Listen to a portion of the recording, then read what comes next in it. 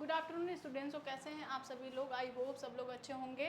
और my name is Amrita Mishra and today we are going to take new lectures of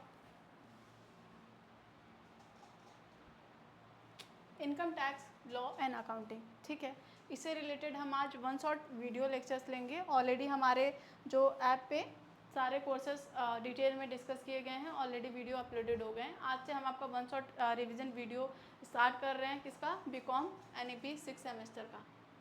ठीक है, BCom 6 semester का। और यहाँ पे आपको जो ऐप पे सारे वीडियोज ऑलरेडी अपलोड हो गए हैं। आज से हम one shot revision video start कर रहे हैं, जिसमें कि पहला जो यूनिट होगा सबके लिए फ्री होगा, जो यूट्यूब पे अपलोड कर दिया जाएगा। बाकी हम 3 यूनिट आपका ऐप पे लेंगे।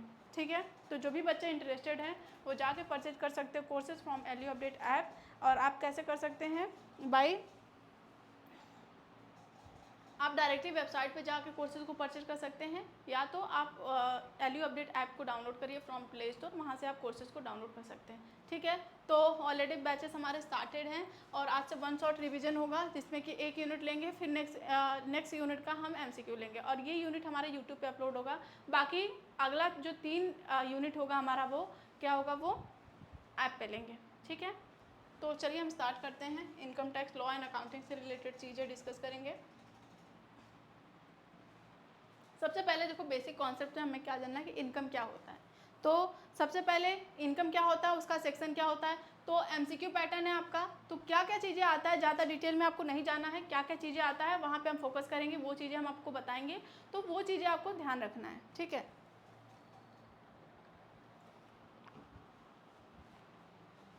देखो जो इनकम है वो कहाँ पे डिफाइन किया गया है? सेक्शन 2 सबसेक्शन 24 में डिफाइन किया गया है इनकम क्या होता है।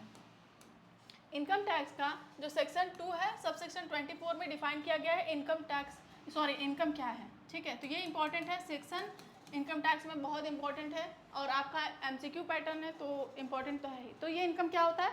जो money means income means money received और earn by the person during a year. एक साल के अंदर जो पर्सन मनी रिसीव कर रहा है या अर्न कर रहा है उसे हम इनकम बोलते हैं। लाइक हमारे एग्जांपल में देख लो, सैलरी हो गया, प्रॉफिट हो गया, बिजनेस से प्रॉफिट अर्न हो रहा है, रेंट हो गया, इंटरेस्ट हो गया, कैपिटल गेन हो गया। तो ये सब हमारे क्या हैं? ये सब हमारे इनकम हैं। तो सबसे पहले बस हमें यहाँ पे इनकम किस सेक्शन में दिया हुआ है ये हमें याद होना चाहिए, सेक्शन 2 सबसेक्शन 24। ठीक है, अब देखो जो होता है income is generally divide into 5 heads. अब 5 हेड जो ऑफ इनकम किस में दिया है? सेक्शन 14 में। 5 हेड्स ऑफ इनकम जो इनकम टैक्स में डिफाइन है वो किस में दिया गया है? सेक्शन 14। तो सेक्शन याद रखना है। तो सबसे पहला हेड होता है हमारा इनकम का सैलरी, फिर होता है इनकम फ्रॉम हाउस प्रॉपर्टी, फिर income from business and profession, income from capital gain, income from other sources. ठीक है, तो ये हमारे क्या होते हैं? 5 सोर्स ऑफ इनकम, जहाँ से एक पर्टिकुलर इंडिविजुअल या पर्सन इनकम अर्न करता है ड्यूरिंग अ ईयर। तो वो 5 हेड्स ऑफ इनकम जहाँ पे क्लासीफाई किया गया है उसको वो सेक्शन क्या है? सेक्शन 14। ठीक है, 5 हेड्स का नाम किस सेक्शन में दिया हुआ है ये आपको याद रखना है। नेक्स्ट हमारा है एग्रीकल्चर इनकम। तो एग्रीकल्चर इनकम क्या होता है? देखो सेक्शन 2 सबसेक्शन 1A के अंदर डिफाइन किया गया है एग्रीकल्चर इनकम को। तो देखो जो सेक्शन 2 है सबसेक्शन 1A के अंदर सिर्फ एग्रीकल्चर इनकम को डिफाइन किया गया है। ठीक है, डिफाइन किया गया। अब इसका एग्जेप्शन किस सेक्शन में दिया गया है? तो सेक्शन जो हमारा 10 है उसका सबसेक्शन जो 1 है, इसमें क्या किया गया है? एग्रीकल्चर इनकम का क्या क्या एग्जेम्पशन होता है वो बताया गया है। ठीक है, तो ये याद रखना कि जो सेक्शन 2 सबसेक्शन A है उसमें एग्रीकल्चर इनकम को सिर्फ डिफाइन किया गया है और एग्जेम्पशन किसके अंदर में दिया गया है? सेक्शन 10 सबसेक्शन 1 में। ठीक है, यहाँ पे है income on from agriculture land and farming activities. अगर हम एग्रीकल्चर लैंड करके या फार्मिंग एक्टिविटीज से जो भी हम इनकम क्या कर रहे हैं? अर्न कर रहे हैं, उसे हम क्या करते हैं? Agriculture income. लाइक हमारे देखो सेल कर रहे हैं क्रॉप्स को, या रेंट हमें मिल रहा है, एग्रीकल्चर लैंड से हमें रेंट मिल रहा है, वो हमारे एग्रीकल्चर इनकम हो जाएंगे। इनकम फ्रॉम कल्टीवेशन, हम ज़मीन पे कोई भी कल्टीवेशन कर रहे हैं, कल्टीवेशन एक्टिविटीज़ कर रहे हैं, वहाँ से हमें कोई भी पैसा मिल रहा तो हमारे एग्रीकल्चर इनकम में आएगा। अभी देखो इंपॉर्टेंट पॉइंट, जो एग्रीकल्चर इनकम होता है वो फुल्ली एग्जेम्प्ट होता है from the tax in India. तो एग्रीकल्चर इनकम जो है इन इंडिया वो क्या है? एग्जम्प्ट है। ठीक है, टैक्स इस पे नहीं लगता, एग्जेम्प्ट है। तो ये पॉइंट इंपॉर्टेंट है, यहाँ से क्वेश्चन पूछता है और एक सेक्शन से क्वेश्चन पूछता है, और कौन से एग्रीकल्चर इनकम होते हैं, कौन से नॉन एग्रीकल्चर होते हैं, यहाँ से भी क्वेश्चन पूछता है। अभी हम क्वेश्चन कल MCQ लेके आएंगे, तो किस टाइप के क्वेश्चन होते हैं ये आपको हम दिखाएंगे, ठीक है। अब देखो कॉजल इनकम, कॉजल इनकम एक ऐसा इनकम होता है जो अनसर्टनली हमें हो जाता है। अब ये कॉजल इनकम को किस सेक्शन में डिफाइन किया गया है, सेक्शन 56 के अंदर डिफाइन किया गया है, ठीक है। सेक्शन 56 के अंदर स्पेसिफिकली डिफाइन किया गया है, जो कि स्पेशल टैक्स है, किसके अंदर दिया हुआ है, सेक्शन 115BB के अंदर। अब इनका मीनिंग क्या होता है, कॉजल इनकम जो इनकम रिसीव होता है ओकेजनली या अनएक्सपेक्टेड, जो कि एक्सपेक्टेड होता ही नहीं फिर भी हमें इनकम हो जाता है, और ये रेगुलर भी नहीं होता है, ठीक है। लाइक हमारी लॉटरी से हमें कोई भी विनिंग हो गया, गेम्स ऑफ प्राइज है, ग्लैमलिंग से हमें कोई भी इनकम हो गया, तो हमारे क्या होते हैं कॉजल इनकम, जो कि इनकम होता है अदर सोर्सेज के। अब इसका टैक्स रूल क्या करता है, ये यूजुअली इसका टैक्स होता है स्पेशल रेट पे 30% टैक्स लगता है, ठीक है। तो टैक्स रेट याद रखना है, और कॉजल इनकम क्या होता है ये याद रखना है, क्या क्या इसके सोर्सेज होते हैं ये भी याद रखना है। टैक्स रेट कॉजल इनकम पे 30% फ्लैट रेट पे लगता है। Next assessment year, most important assessment year से क्वेश्चन आते हैं कि इसमें से असेसमेंट ईयर क्या होते हैं। तो असेसमेंट ईयर को जो डिफाइन किया गया है वो किस में डिफाइन किया गया है, सेक्शन 2 सबसेक्शन 29 में डिफाइन किया गया है। ये बोला गया है कि असेसमेंट ईयर एक ऐसा ईयर होता है जिसमें जो income of previous year is assets and tax. Assessment year एक ऐसा ईयर होता है जिसमें कि जो प्रीवियस ईयर में जो हमने इनकम ऑन किया उसमें टैक्स लगता है, बट किस ईयर में लगता है, असेसमेंट ईयर में लगता है, तो इसे हम बोलते हैं असेसमेंट ईयर। लाइक देखो हमने अगर इनकम ऑन किया 2024 और 2025 में, तो उनका हमें टैक्स कब देना पड़ेगा, कब लगेगा, कब एसेस होगा टैक्स, 2025 और 26 में, ठीक है। तो ये हमारे क्या होते हैं असेसमेंट ईयर। और ये 2024 और 25 जो है हमारा ये क्या है, ये प्रीवियस ईयर है, और असेसमेंट ईयर ये हमारा 2025 और 2026 हो जाएगा, ठीक है। अब होता है हमारा प्रीवियस ईयर। देखो अब प्रीवियस ईयर को किस में डिफाइन किया गया है, सेक्शन 3 में, ठीक है। असेसमेंट ईयर को सेक्शन 29 में डिफाइन किया गया है, और सेक्शन 2 सबसेक्शन 9 में डिफाइन किया गया है। प्रीवियस ईयर को डिफाइन किया गया है सेक्शन 3 में। तो उसमें प्रीवियस ईयर क्या होता है, ये फाइनेंशियल ईयर होता है जिसमें हम इनकम एक्चुअली अर्न करते हैं। प्रीवियस ईयर एक ऐसा ईयर है जिसमें हम इनकम एक्चुअली अर्न करते हैं, तो ये हमारा क्या होता है प्रीवियस ईयर। अब देखो 1 अप्रैल टू 31 मार्च ये हमारा क्या है, प्रीवियस ईयर है। लाइक देखो इनकम अर्न इन 2024 टू 2025 ये क्या हमारा प्रीवियस ईयर है। असेसमेंट ईयर हमारा क्या हो जाएगा 2025 2026, ठीक है। तो ये हमारा हो गया। अब देखो पर्सन, पर्सन क्या होते हैं, पर्सन को डिफाइन किया गया है सेक्शन 2 सबसेक्शन 31 में, ठीक है। तो पर्सन क्या होते हैं, person means anyone who can pay a tax. Income tax में बोला गया कि पर्सन कोई भी हो सकता है जो टैक्स को पेमेंट कर सकता है। अब यहाँ पे देखो कितने टाइप्स ऑफ पर्सन होते हैं, individual, Hindu undivided family, company, firm, association of person, body of individuals, local authorities, ठीक है। तो इनकम टैक्स में इतने पर्सन को डिफाइन किया गया है। तो पर्सन के कैटेगरी में कौन कौन से आते हैं ये आपको याद रखना है, और पर्सन को किस सेक्शन में डिफाइन किया गया है ये भी आपको याद रखना है। देन नेक्स्ट में चलते हैं gross total income. Gross total income को डिफाइन किया गया है सेक्शन 80B सबसेक्शन 5 में। ग्रॉस टोटल इनकम क्या होता है, तो अगर ग्रॉस टोटल इनकम ये क्या होता है, टोटल इनकम जो 5 हेड से हमें मिलता है बिफोर डिडक्शन, ठीक है। तो अगर जो हमने देखा कि जो 5 हेड्स ऑफ इनकम होते हैं जहाँ से हमें इनकम मिलते हैं, तो 5 हेड्स के जो भी इनकम होते हैं अगर उनको ऐड कर देते हैं, ठीक है, कोई भी डिडक्शन नहीं माइनस करो, बस पूरा टोटल इनकम को हम अगर ऐड कर देते हैं तो हमारा क्या हो जाता है, ग्रॉस टोटल इनकम आ जाता है। तो ग्रॉस टोटल इनकम को अगर हमें निकालना है तो income from all the sources हम कर लेते हैं। लाइक हमारे सैलरी से जो भी इनकम आ रहे हैं उसको ऐड करेंगे, बिजनेस से आ रहे हैं, इंटरेस्ट हम ऐड कर रहे हैं, रेंट ऐड कर रहे हैं, सारे सोर्सेज ऑफ इनकम को अगर हम ऐड कर देते हैं तो हमारा क्या हो जाएगा, ग्रॉस टोटल इनकम आ जाएगा। तो सेक्शन याद रखना है, ग्रॉस टोटल इनकम में कैसे हमें निकालना है ये याद रखना है, ठीक है। फिर आता है हमारा टोटल इनकम। टोटल इनकम को सेक्शन 2 सबसेक्शन 45 में डिफाइन किया गया है। तो टोटल इनकम क्या होता है, income after deduction under chapter 4A, ठीक है। तो देखो अगर बिफोर डिडक्शन सिर्फ हम क्या किए, सारे हेड्स ऑफ इनकम को ऐड कर दिए तो हमारा क्या आएगा, टोटल इनकम आएगा, ठीक है। यहाँ पे देखो सारे heads of income, all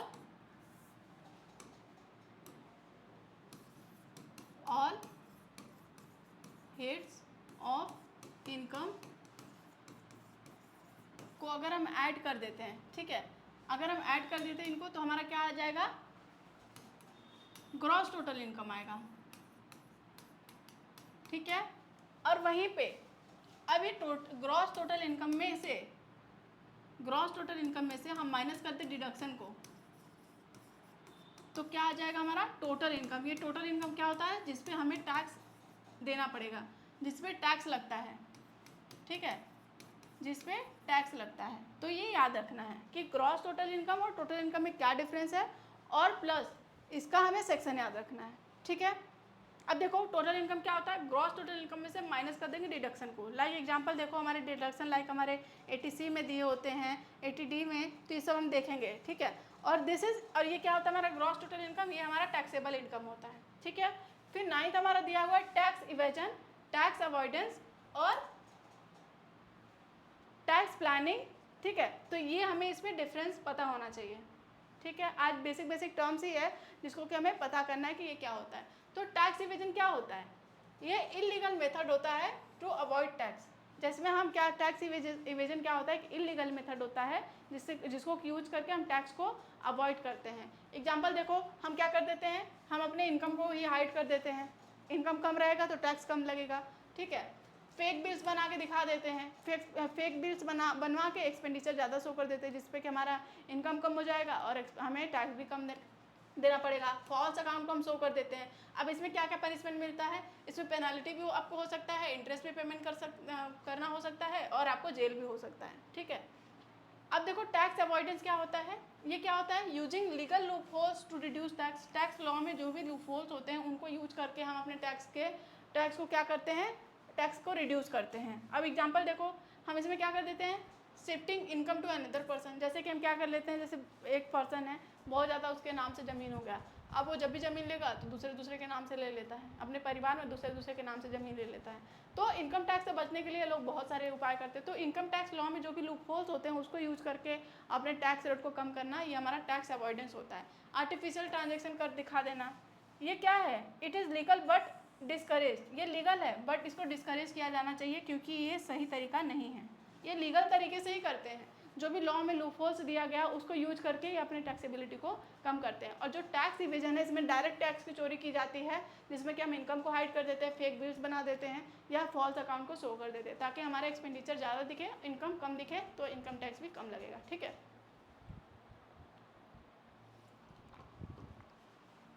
next देखिए, टैक्स प्लानिंग क्या होता है। टैक्स प्लानिंग में हम क्या करते हैं, लीगल प्रॉपर प्लानिंग करते हैं ताकि हम अपने टैक्स रेट को रिड्यूस कर सकें, टैक्स लायबिलिटी को रिड्यूस कर सकें। तो ये लीगल तरीके से, प्रॉपर तरीके से प्री प्लान्ड एक्टिविटीज़ होता है, जिसमें कि हम टैक्स को एक लीगल तरीके से प्रॉपर प्लानिंग करके रिड्यूस करने की ट्राई करते हैं। लाइक हम क्या कर देते हैं, इन्वेस्टमेंट कर देते हैं PPF में, लाइफ इंश्योरेंस परचेज कर लेते हैं, ELSS फंड में इन्वेस्ट कर देते हैं। तो ये फुल्ली क्या होता है, लीगल होता है, और ये हमेशा रिकमेंडेड होता है, ठीक है। इसमें कोई भी ये हमेशा लीगल होता है, तो इस पर कोई भी फाइन, पेनल्टीज या जेल आपको नहीं होगा, ठीक है। अब देखो basis of charge. Basis of charge क्या होता है, बेसिस ऑफ चार्ज हमारा सेक्शन 4 में दिया गया है, सेक्शन आपको याद रखना है। तो इसका मीनिंग क्या होता है कि income tax is charge on a total income of a person in a previous year. देखो income tax basis of charge में बताता है कि इनकम टैक्स हमें किस पे चार्ज करना है। तो इनकम टैक्स हमारा टोटल इनकम किस पे, टोटल इनकम पे चार्ज होता है ऑफ अ पर्सन, जो कि प्रीवियस ईयर में पर्सन रहा हो, उस पर चार्ज होता है, ठीक है। अब देखो हम कैसे करते हैं, सबसे पहले टोटल इनकम कैलकुलेट करते हैं, फिर उस पर हम अप्लाई करते हैं टैक्स रेट, फिर इनकम टैक्स पेएबल हम क्या करते हैं, कैलकुलेट करते हैं, ठीक है। अब देखो स्कोप ऑफ इनकम हमारा क्या होता है। स्कोप ऑफ इनकम सेक्शन 5 में दिया गया है, ठीक है। अब देखो स्कोप ऑफ इनकम में क्या होता है, जो टैक्स डिपेंड होता है रेसिडेंशियल स्टेटस पे होता है, ठीक है। जो हमारे टैक्सेबिलिटी ऑफ रेट जो किस पे डिपेंड होता है, जो हमारे रेसिडेंशियल स्टेटस पे। तो रेसिडेंशियल स्टेटस हमारे 2 टाइप्स के होते हैं, एक हमारा रेसिडेंट होता है, दूसरा नॉन रेसिडेंस होता है।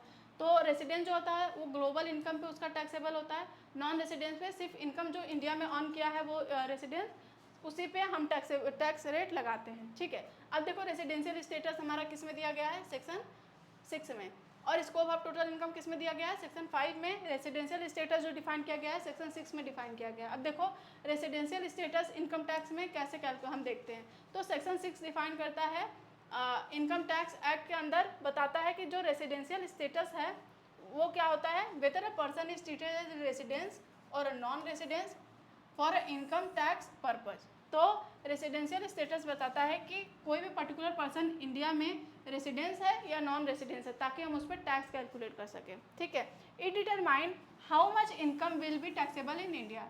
अब रेसिडेंशियल स्टेटस हम लोग क्यों डिटरमाइन करते हैं? ताकि हमें पता चल सके कि कितना परसेंट हम टैक्स इंडिया में मीन्स कितना परसेंट टैक्स हम टैक्सेबल होगा इंडिया में और कितना परसेंट टैक्स टैक्सेबल होगा बाहर, अगर वो नॉन रेसिडेंस और अदर केस में आता है तो।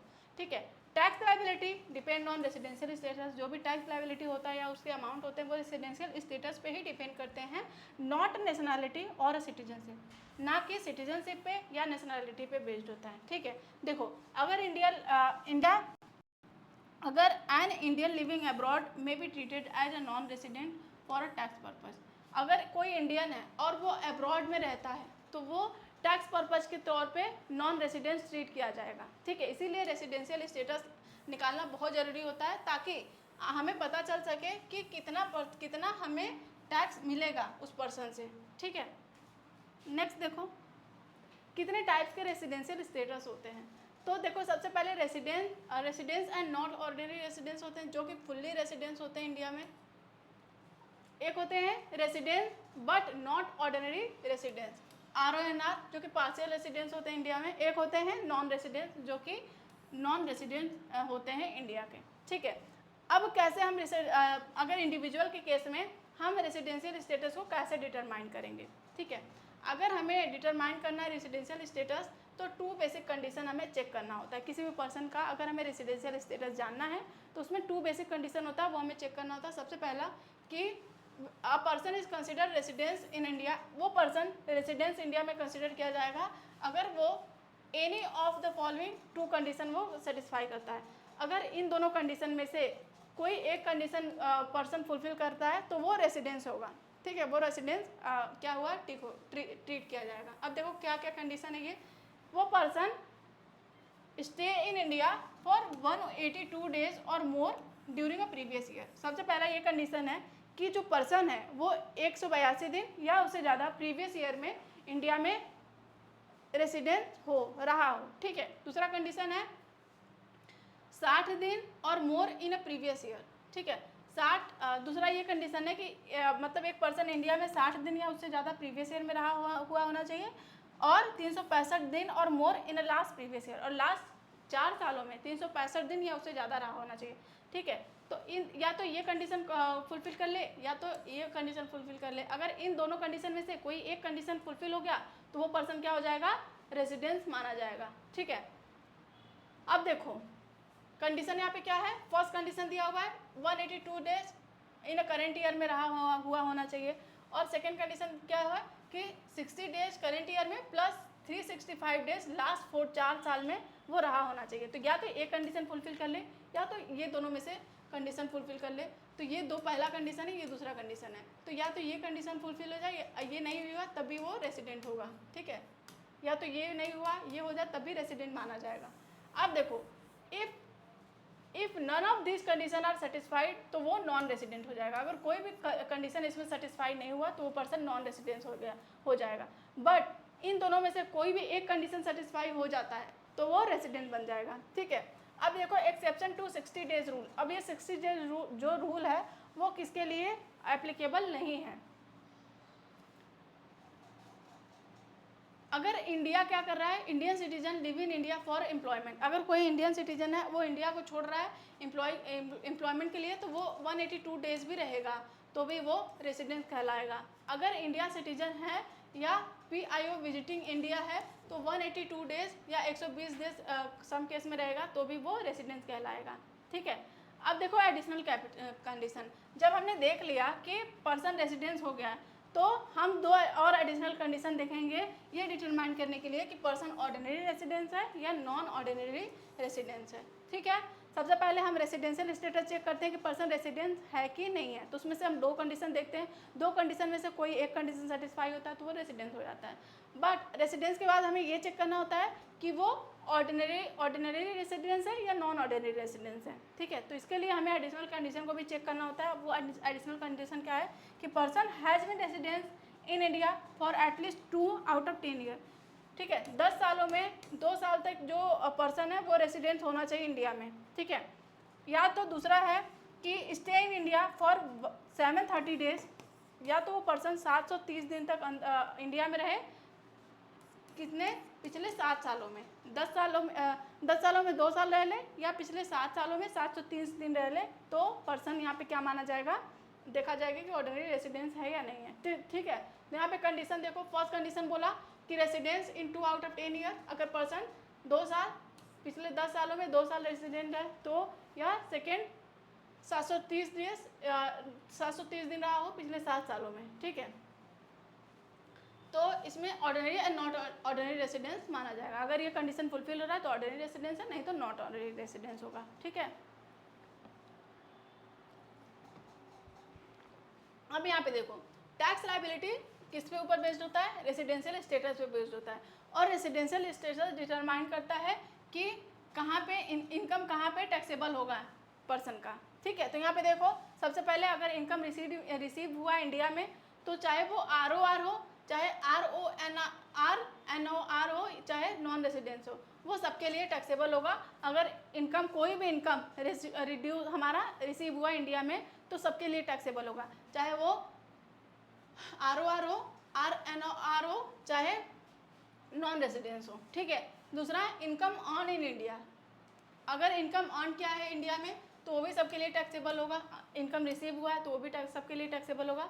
अब फॉरेन इनकम देखो, फॉरेन इनकम ROR के लिए टैक्सेबल होगा, RONR के लिए नॉन टैक्सेबल होगा, और NR के लिए नॉन टैक्सेबल होगा, ठीक है। तो ये चार्ट आपको याद रखना है, चार्ट आपको याद रखना है।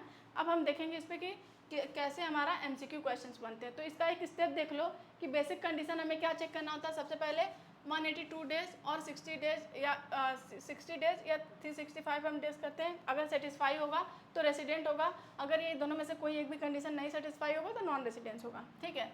अगर दोनों नहीं सेटिस्फाई होगा तो नॉन रेसिडेंस होगा। स्टेप 2 हम चेक करेंगे, एडिशनल कंडीशन ये देखेंगे कि 2 साल रेसिडेंस होना चाहिए पिछले 10 सालों में, या 730 दिन रहा होना चाहिए पिछले 7 सालों में, ठीक है। इन दोनों में से कोई एक कंडीशन, अगर कोई इन दोनों में से कंडीशन फुलफिल होता है तो ROR या RONR हमारा क्या होता है, डिसाइड होता है, ठीक है। तो ये बेसिक स्टेप है। ये सब 4 चीज़ें जो हमने शॉर्ट में बताए वो याद कर लेना, बाकी डिटेल में तो हमने कोर्सेज में कवर कर ही लिया है। तो वो वीडियो आपको देखना हो तो जाके परचेज कर लो, courses from value update app.